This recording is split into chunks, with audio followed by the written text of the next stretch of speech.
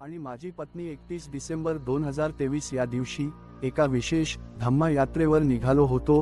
थंडी एवढी होती की त्यापासून वाचविण्यासाठी गरम कपड्याशिवाय पर्याय नव्हता। तरी पण मनात एकच ध्यास होता की जिथे बुद्धांचे महापरिनिर्वाण झाले त्या पवित्र भूमीवर नतमस्तक व्हायचं होतं। आणि म्हणूनच आमचा प्रवास सुरू झाला कुशीनगरकडे। कुशीनगर हे उत्तर प्रदेशातील एक ऐतिहासिक व पवित्र स्थान। इथेच जगाच्या कल्याणासाठी जन्मलेले तथागत गौतम बुद्धांनी आपले शेवटचे उपदेश दिले आणि इथेच त्यांनी महापरिनिर्वाण स्वीकारले।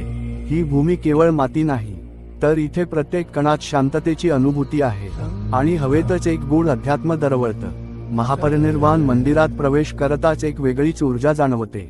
इथे आहे भगवान बुद्धांची झोपलेली 20 फूट लांबीची प्रतिमा। ती केवळ मूर्ती नाही, ती एक ध्यानमग्न अवस्था आहे। जणू जगाचा निरोप घेत बुद्ध अंतिम ध्यानात विलीन होत आहे।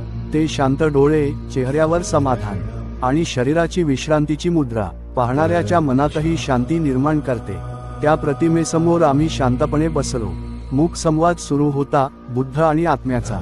जणू त्यांच्या मौनातही एक अमर संदेश दडलेला होता। आप दीपो भव, स्वतःचा दीप स्वतः बना।